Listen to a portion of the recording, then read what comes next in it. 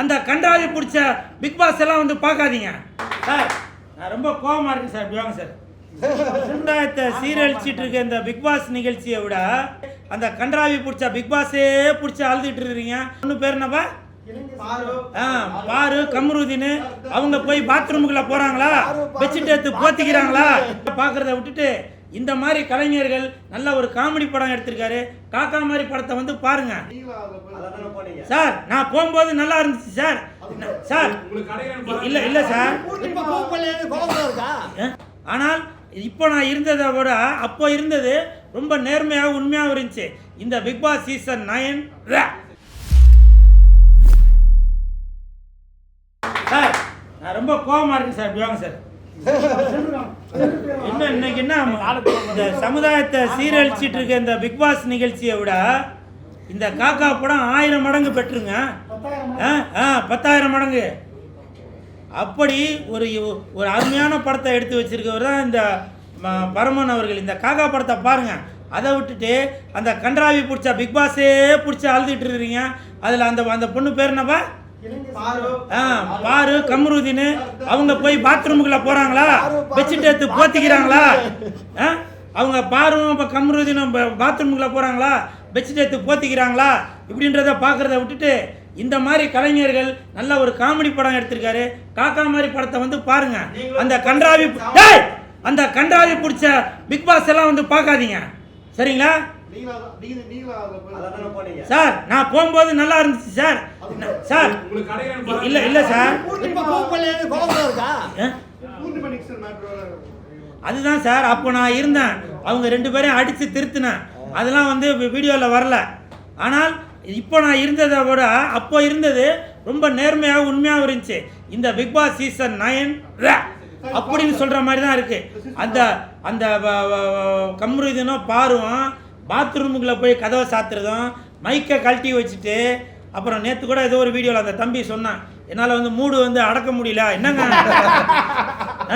இதெல்லாம் தமிழகத்துக்கு வந்து ஒரு வெட்கக்கேடுங்க.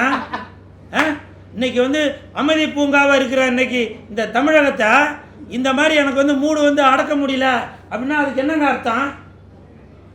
இது ஒரு வெட்கக்கேடான விஷயம் இல்லையா? தமிழர் வாழ்வுரிமை கட்சி தலைவர் சார், நீங்கள் பார்த்துட்டு தான் இருப்பீங்கன்னு நினைக்கிறேன். நீங்கள் ஒரு தடவை தான் போராட்டம் பண்ணீங்க, அதுக்கப்புறம் நீங்கள் அதை விட்டுட்டீங்க. அதனால தான் இன்னைக்கு அவங்க பாத்ரூமுக்குள்ளே போய் வீட்டில் நடக்க வேண்டியதெல்லாம் வெட்டு வெளியில் 100 கேமரா முன்னாடி பண்ணிட்டு இருக்காங்க. வேல்முருகன் சார், நீங்கள் ரொம்ப நல்லவர்.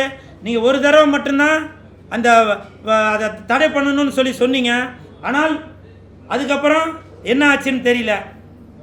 இப்படி தமிழகத்தையும் தமிழ்நாட்டையும் தமிழையும் சீரழிக்கிற இந்த பிக் பாஸ் நிகழ்ச்சியை தயவு செஞ்சு தடை பண்ணுங்க.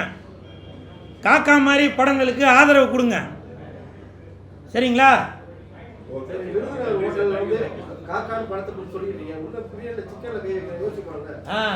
நல்ல கேள்வி கேட்டீங்க.